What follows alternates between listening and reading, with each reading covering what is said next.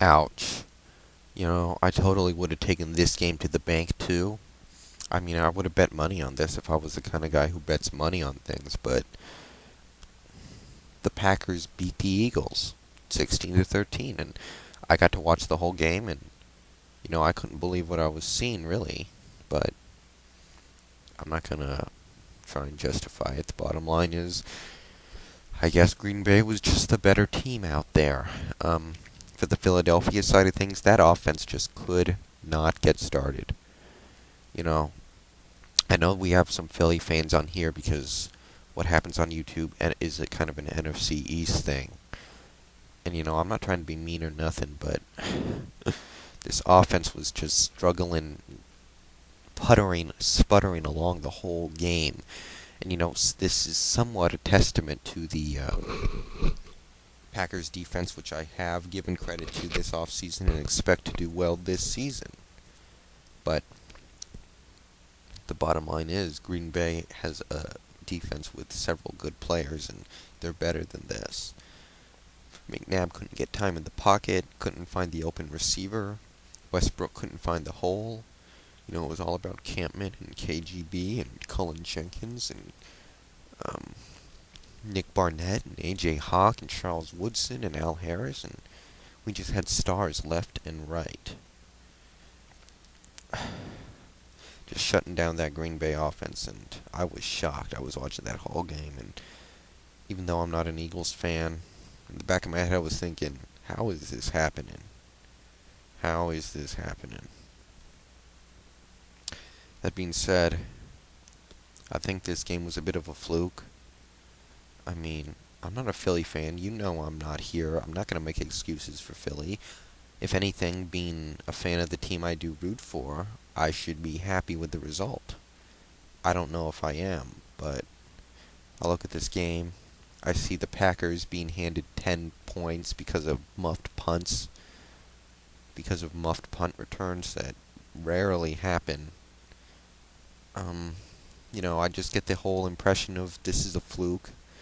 I don't think it's going to happen again. I think Philly's going to be okay. I'm not sold into Green Bay yet. I'll get into that in a minute.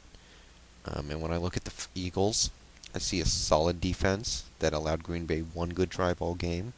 Got good pressure. Trent Cole continues to look like a monster. I still believe in this team. That said, John Ammo, I don't know if you watch my videos or not. You probably don't, but you owe us a video. Last year, you kept ducking and dodging those losses, and I understand why, but you owe us a video this time around. I think your team is going to be fine, but do something, please. Okay, as for the Packers side of things, I looked at Favre, and I saw the same stuff I saw out of Donovan, running around the field, slinging it around inaccurately, throwing it in the field way of defenders, just failing to find that open guy. I guess you could say he played better completion percentage and more yards. No touchdown. They both shared a pick. But I guess you could make the argument that he played better. The Green Bay offense was pretty much dead this game. I mean, I know they did win, but they really only earned 3 points. Brandon Jackson couldn't do anything. Favre was just overthrowing people left and right, and only had a couple of particularly shining moments. The MVP of this game, offensively, is Mason Crosby. And, that's what it is. Defensively, however, we saw some superstars. We all saw what Al Harris was able to do when he was on the field and what an impact he had, because he and Charles Woodson were playing like shutdown cornerbacks today, and they just looked real nice. Nick Barnett, probably the MVP of this game. 13 tackles and an interception that set up a field goal that ended up being very important in the end result of the game.